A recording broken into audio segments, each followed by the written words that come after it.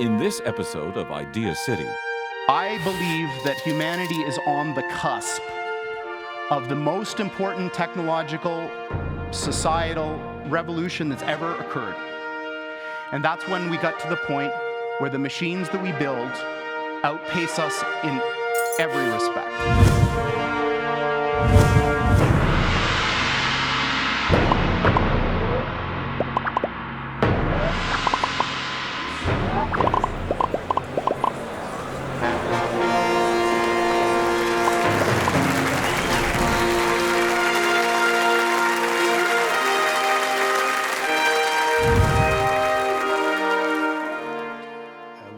We have the creator of what is the world's first quantum computer in person here from Burnaby, BC. So let's begin with Geordie. Geordie, I don't understand much about quantum computing except that it's supposed to be the next big thing. In power and in speed, and that you are the only company in the world now actually making one. Well, hopefully after this 17 minutes, you'll understand what they are and be excited about what you might be able to use them for. These are really big deals. They come in at about $15 or $20 million a piece. Something like that. And have been bought by major American research and corporations. That's right, correct. All right, Geordie. Thank you. Bye, everybody. So quantum computing is a very technical subject, and I'm not going to talk a lot about the specific details, of which I'm glad. I'm sure you're glad. But I'm going to try to give you an idea about what the kind of thing is that we build and why people are so excited about it. But I'm going to wrap that story in another story. How many of you have children? Let's see, hands. So it's almost everybody. So I have 3 children.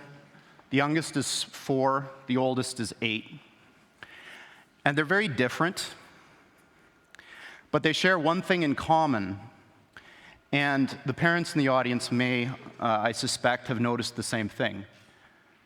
Each of my children has fixated on a particular stuffed animal as being their special friend or toy. And in particular, my middle son, James, absolutely loves this little guy called Bear, which is the picture that I'm showing up here. Bear was a limited release Thai Beanie Baby, and there aren't very many of them that were made of his particular form. And one Christmas, I decided that it would be insurance policy to go and try to buy some more just in case something happened to Bear. So I went on the internet and did a search, and I was only able to locate 2 others that were for sale, and I bought both of them. So now he has 3 of these little guys. But the reason that it occurred to me that this might be a good place to start is a conversation that I had with him last week. He wanted to sleep with his older brother in his bedroom, and his older brother wouldn't let him. And he was very sad and despondent, and he was like, I'm scared, I don't want to sleep by myself. And I said, well, you've got Bear. And he said to me, Bear isn't real. And so I found this very intensely distressing for a variety of reasons that maybe you'll understand when I go through this. And I assured him that Bear was as real as anything else in the world. And he said, but he can't speak and he can't move. And so I said, well, what you really mean is he's not alive. And he said, yes, that's what I mean. So for very young children, the sense of being real and the sense of being alive are somehow connected. And I'm going to circle back to this point at the end. There is a very clear prediction that our most successful theory of nature makes, and that is that there are an enormous number, mind-bogglingly large number, of parallel realities. get the latest Idea City news instantly. Follow us on Twitter.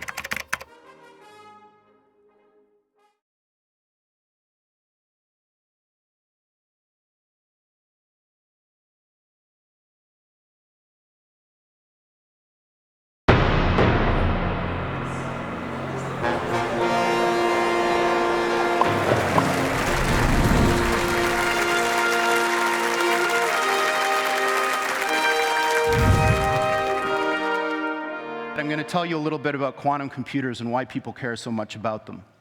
There are literally tens of thousands of some of the brightest people in the world today trying to build these machines and understand them. And I'm going to tell you why. In my last 15 years of working on this type of stuff, I found that scientists divide up into two categories of zealots about this field.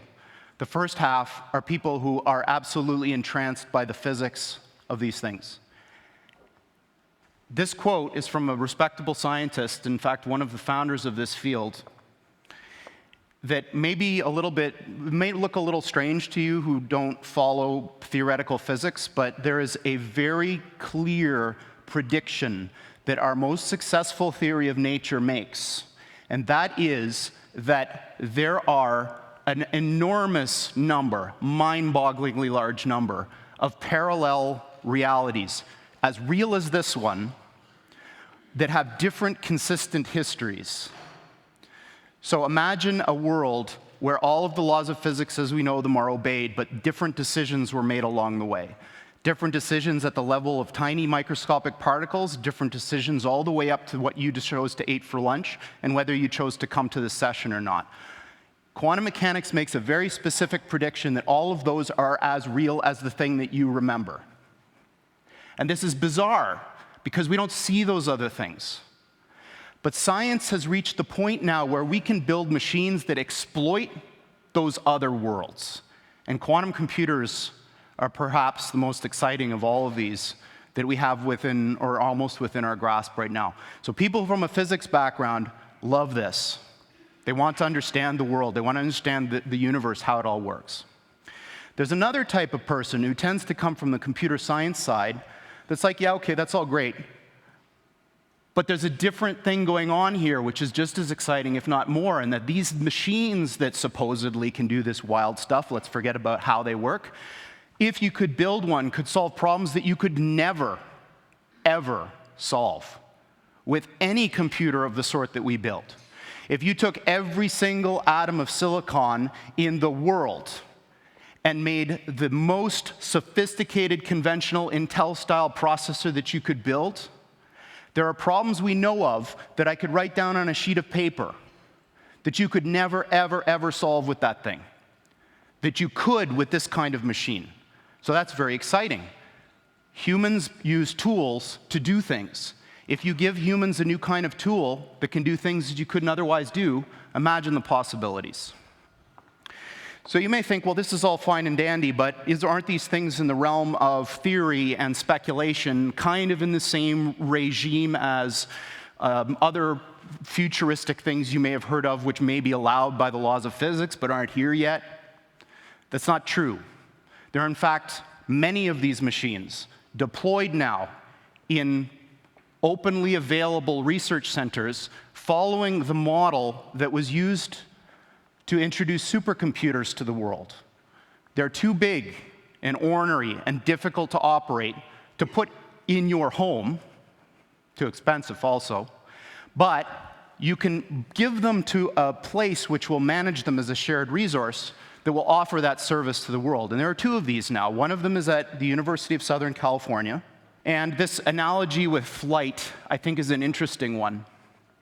So a horse could beat the initial flight of the Wright brothers' flight in speed. But a plane is not a faster horse. A plane is a different kind of machine. The plane takes advantage of another resource that nature gives us, this third dimension, in order to do something that matters to people better than you could do with any horse. It doesn't matter how fast you make a horse, it will never fly, at least the kinds of horses that we know about. So these types of computers now are being thought of in the same way. They're not terrifically powerful yet, but they're doing something completely different than what your computer does. And that thing is like flight. It gives these computers access to these new resources, maybe you could call them parallel universes, in order to do something that you couldn't otherwise do. So the way I think about it is that the shadows of these parallel worlds overlap with ours. And if we're smart enough, we can dive into them and grab their resources and pull them back into ours to make an effect in our world. Great ideas are meant to be shared. Join the discussion on Facebook.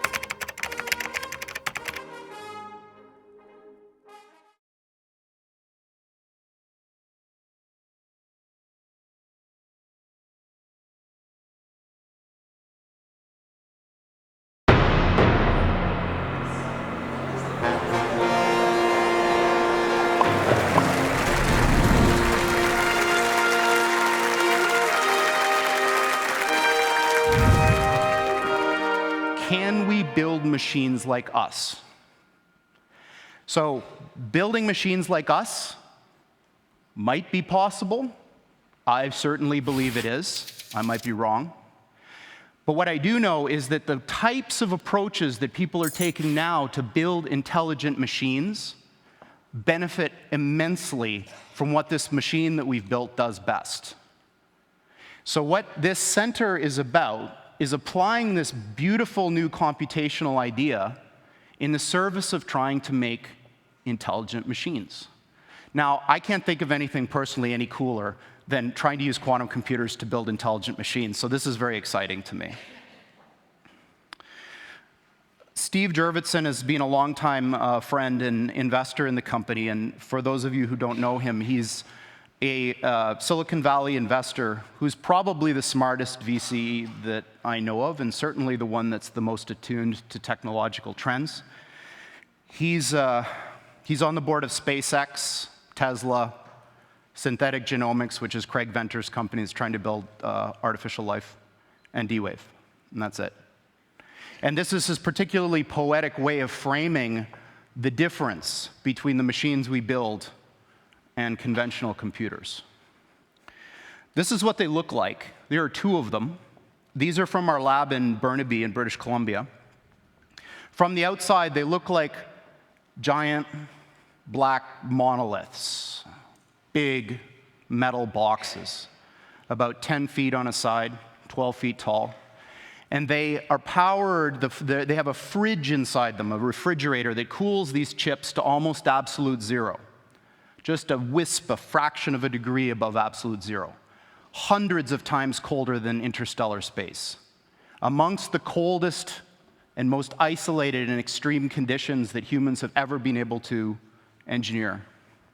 These fridges, interestingly enough, which are called pulse tube dilution refrigerators, have a thing called a pulse tube, which emits a sound roughly once per second, which sounds eerily like a heartbeat. So if you have the opportunity to stand next to one of these machines, it is an awe-inspiring thing, at least for me. It feels like an altar to an alien god. They really are impressive machines. At the heart of this big box is a tiny chip about the size of your thumbnail. And on this chip resides all of the wonder and magic that makes this thing go. I'm not going to describe in any mathematical detail how it all works, but let me give you an analogy. In quantum mechanics, there's this concept that a thing can exist in two states which are mutually exclusive at the same time, quote unquote. And I'm using those words because the English language was developed before we had concepts to describe what these things actually are doing. But I'm going to give you a roundabout way of understanding this. Imagine that there really are parallel universes out there, and now imagine you have two that are exactly identical in every respect, all the way out to the horizon as far as we can see, down to the last little atomic detail of every single thing, with only one difference. And that's the value of a little thing called a qubit on this chip, which is a contraction of quantum bit. And that qubit is very much like a bit or a transistor in a conventional computer. It has two distinct physical states, which we call 0 and 1 for bit. In a conventional computer, these are mutually exclusive. That device is either one or the other and never anything else. In a quantum computer, that device can be in this strange situation where these two parallel universes have a nexus, a point in space where they overlap. And when you increase the number of these devices, every time you add one of these qubits, you double the number of these parallel universes that you have access to, until such time when you get to a chip like this, which is about 500 of these bits, you have something like 2 to the 500th power of these guys living in that chip. So the way I think about it is that the shadows of these parallel worlds overlap with ours. And if we're smart enough, we can dive into them and grab their resources and pull them back into ours to make an effect in our world. Now, this may sound very odd to you and bizarre, and in fact, I am using language that a normal theoretical physicist probably wouldn't use, but this is, what I'm telling you is absolutely correct and in line with the way that these things actually work. We've been doing this for some time now, and in fact, we have our own version of Moore's Law. The doubling of the number of these qubits on the chip has happened once a year for the past 9 years. So for the last 9 years, every year, the number of these qubit devices has doubled, and it will continue to do so. As a point of reference, in terms of how fast these things are, in one generation of chip, the one from the system that was installed at USC to the one that Google and NASA have now, the speed of the device went up by almost 500,000. This is the kind of progress that you're going to see with these types of machines going forward. And 500,000 sounds like an abstract number, but I put up a little mental comparison here to see what 500,000 is a big number when it comes to speed. That by 5 years, NASA will have found an Earth-like planet with Earth-like atmosphere and water on it, and serious people will start discussing how we get there. Get the latest Idealist news, presenter information, and watch streaming video at ideacityonline.com.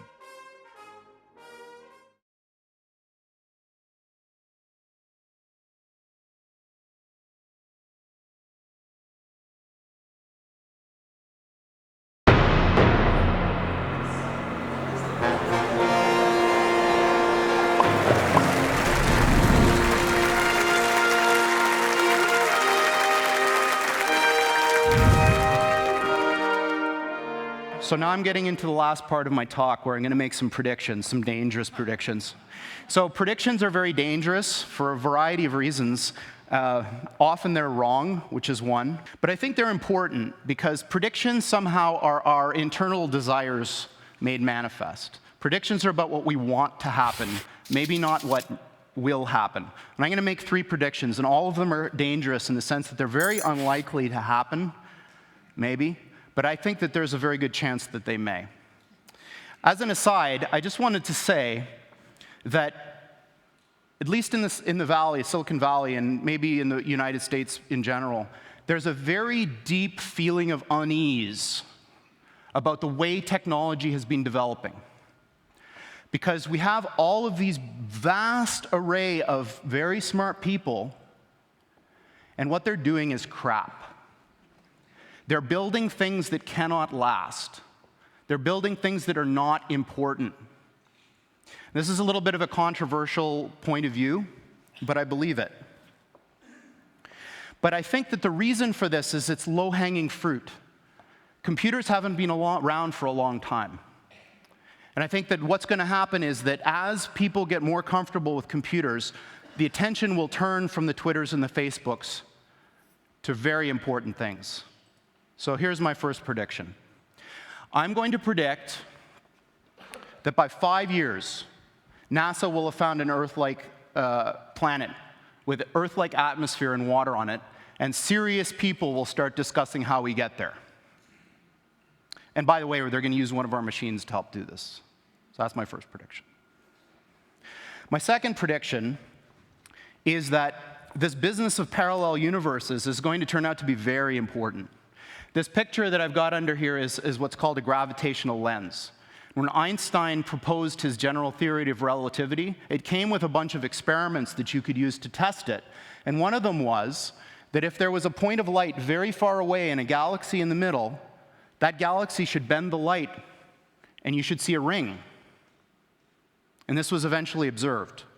And I think what's going to happen is somebody is going to come up with an experiment to test this reality of these things, and we're going to be able to do so. My third prediction that I'm going to end on is the most important of all. I believe that humanity is on the cusp of the most important technological, societal revolution that's ever occurred. And that's when we got to the point where the machines that we build outpace us in every respect. I don't mean that they're better calculators. I don't mean that they're better at searching. I mean everything. And I think that we're very close. And my prediction is that within 15 years, we will have machines that outpace humans in everything. Thank you very much.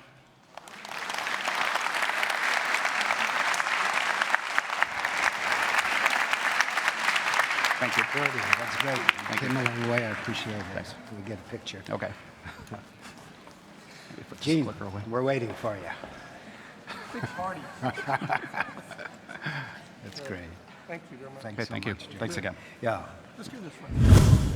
Idea City is a place where ideas come face to face to inspire and give us hope.